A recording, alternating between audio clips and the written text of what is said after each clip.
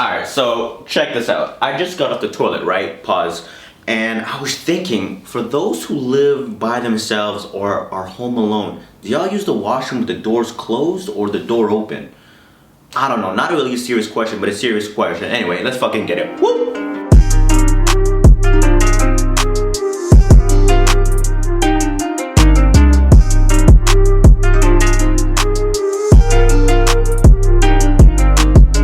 What's up YouTube? My name is Alex, better known as the sickest suit in the game. The sickest suit in the game. Better known as Last Minute Habits. And today is a new year, at least when this video has been filming. I seen a lot of people in the gram posting yesterday saying, survive 2020. I'm like, yo, the year's not over. There's still 12 more hours.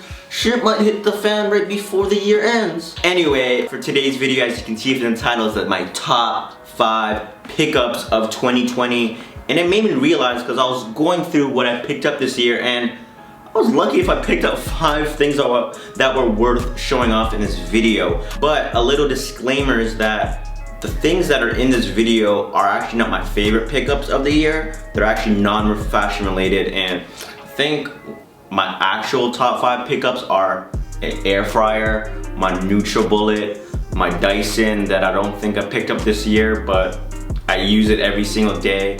Some kettlebells, some, a lot of necessity things for myself and non-materialistic things. And like I said in my last video, if y'all watched it, if not, go check that last video out. I really focused on not buying things that were not material, like things, they're just clothes, they're just shoes. Like, I took the opportunity to not just waste money. It's not really a wasting, but it is wasting. It's like, anyway, rambling on. Let's just get into the video, guys. So we're gonna break down my top 5 pickups of the year in no particular order. So let's get right into the pickups, and yeah. Alright, so we got 2 bottoms, we got 2 tops, we got 1 pair of boots. So I'm just gonna get right into the boots. So we got the Bottega Lug Boots. I know a lot of people showing this off. This is not new, this is not secret, this is not a hidden gem. You've seen this everywhere on the internet, but man, just a beautiful shoe. And I know Kyron just made a full review on these, and I just had some differences between him, and not throw shade or anything, but my experience with the boot was in some cases different from his. And I think one of the things he's talked about, the weight, I found it actually very light for something more bulkier, something more bigger for what it is, at least. So that was my experience, that I found it very light. I'm not saying it's a running shoe light, if you guys run, it's not a next percent type light, but definitely a lighter for what it is. And for the midsole, and me being very invested into running this year, I found the lockdown and the comfort of the outsole very comfortable, and it does have like a more squishy feel, which I kind of really like. I guess I'm so used to wearing hard bottom boots that I forget that boots can be comfortable, I guess, but have the same comfort level as a somewhat of a running shoe without being able to run in it. But nonetheless, a very comfortable boot in my opinion. But yeah, no shade to Kyron, but this is my experience with the boot. And I know with the long gusseted tongue, it can be difficult for taking it off because it's very easy to slip in with the 2 pull tabs here. Like, my experience is that I can just, bam, slip it on just like that, but pull it off with one hand. So that's my personal opinion with it.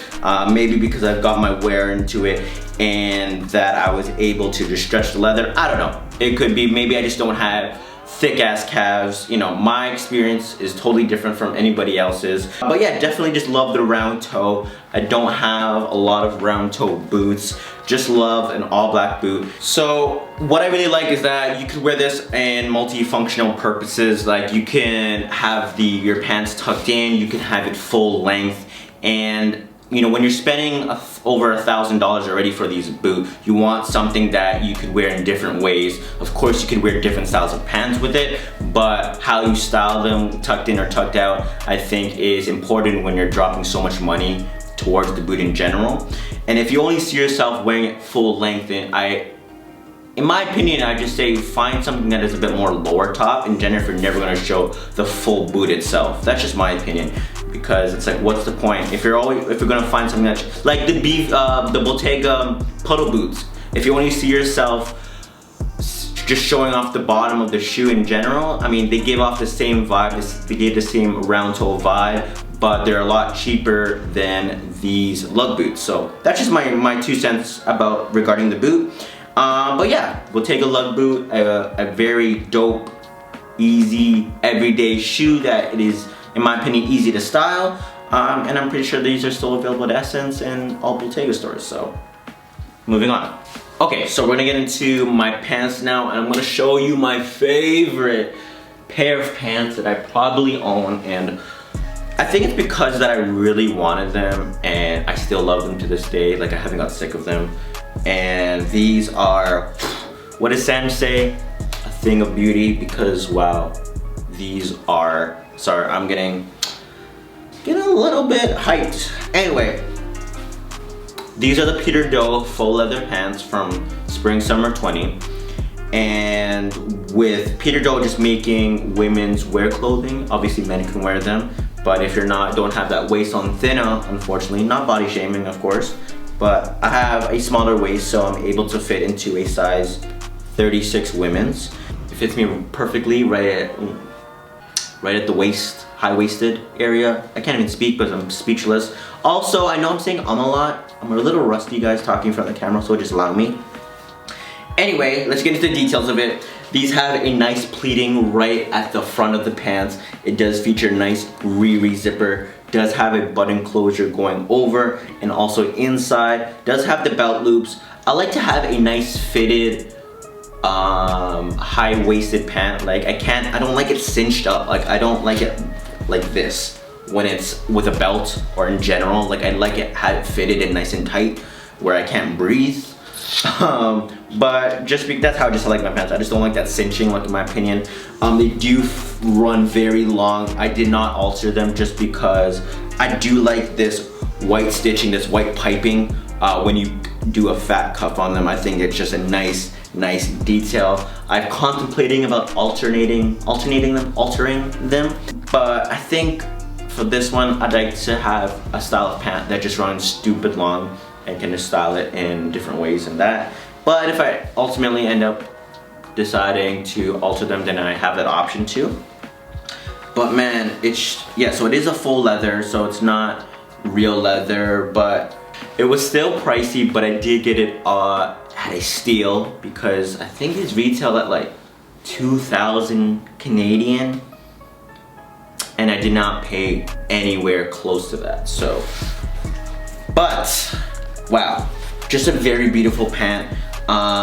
It's just the design, the quality of it is just so, even the faux leather, it's so buttery, it's just amazing. Peter Do just kills it. It just, his style or his craftsmanship just suits my body type very well. And I know it doesn't work for everybody, which is okay, but you find what suits your proportions and suits you in general, and this is one of those brands that just suits me very well, even though it's stupid expensive. These are definitely heavy, so when you wear them, they're just heavy in general. They're not the lightest pair of pants, and the leather is a polyurethane, like a 55% polyurethane and a viscose combo, so I think that's where that luxe comes in. But definitely my favorite pair of pants. A pair that I was very excited to make. I know I'm just, fangirling over these pair of pants, but these are just genuinely a investment that I've made into my wardrobe, and it's gonna be hard to let those go. So, Peter Do full leather wide-legged pants. Okay, so before I get into the next pair of pickups, which is another pair of pants, I'm just gonna talk about one quick thing, and that's tech wear. I just never understood the hype regarding tech wear, with like acronym Nike, ACG. I know there's a bajillion other tech wear brands, but that's what's just coming to my mind right now. But ever since that, I've been following JC the Churro.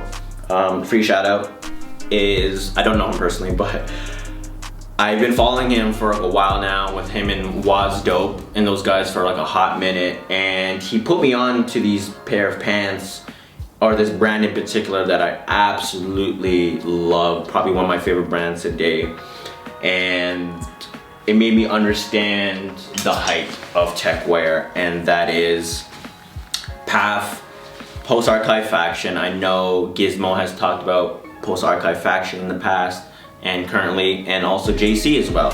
And those two guys I know are really good friends. But I think I got into PAF at the end of 2019 to 2020, I would say.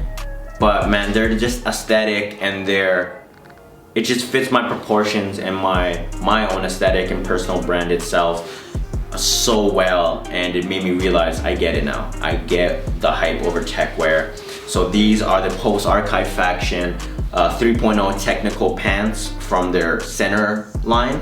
I know they have left, right, center. I just haven't done enough research to prepare for this video specifically to tell you what those mean. We're just talking about pickups right now. So this one particularly fits me so well. High rise, we know we love a high rise on this channel. The geometrical detailing on the knees is just beautiful. A straight leg down to a nice flare finish at the bottom, so it pairs very nice well with boots and just pretty much anything in my closet. And that's what I like to pick up nowadays, just things that I can see myself wearing on an everyday basis. And I'll pick up the few statement pieces, but when it comes to pants, I love my pants and I want something that just fits my wardrobe perfectly. So just a beautiful pair of pants, definitely lightweight. When you're walking, it does sound like you're wearing snow pants, but that's okay. It does have belt loops. I need those belt loops. I just love a tight fitting waist, like I said earlier. So when I wear a belt, I just need to have it tight, wear it high waisted so it doesn't slip down. I didn't alter them, so I left them how they came, but just a beautiful brand. I just love everything about this brand, what it's doing. I will literally buy everything from them. That's how much I love this brand, and I do plan to pick up more things in the future from post-archive faction. So these are the 3.0 technical pants from PAF.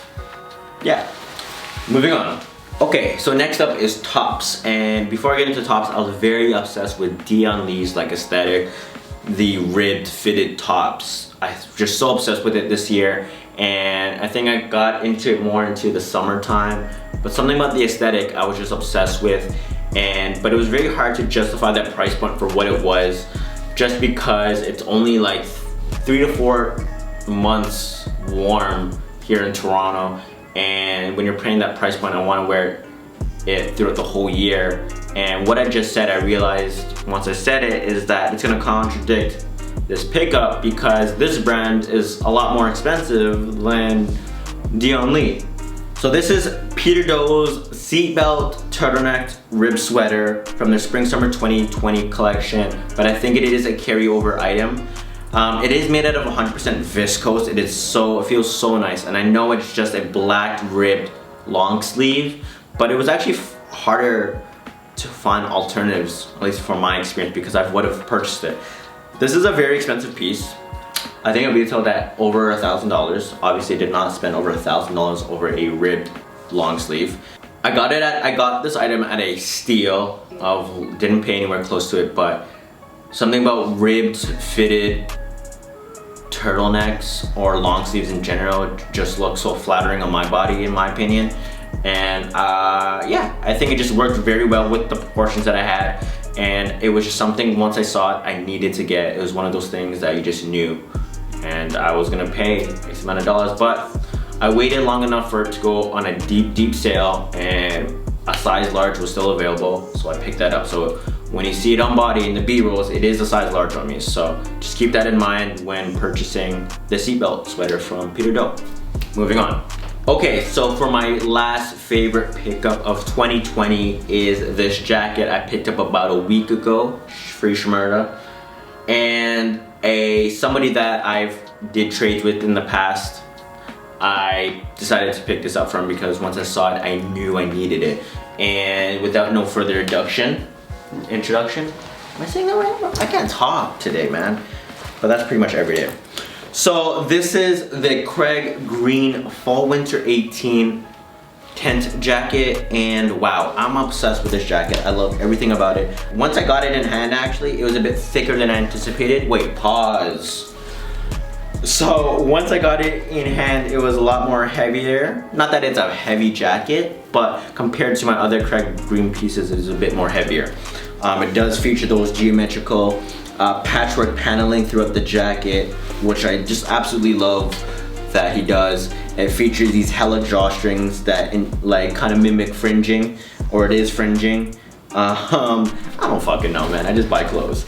But it does have that beautiful textile design that Craig Green is so famously known for. It does have this drawstring going around the neck, just down to the collar.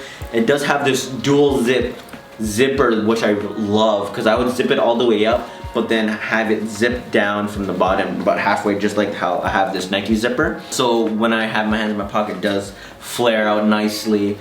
Man, I just love the colors on this piece. It is definitely a louder piece, but I decided to finish this video off with a bang. And wow, I just love Craig Green. I'm just obsessed with this collection, or just obsessed with his clothing in general.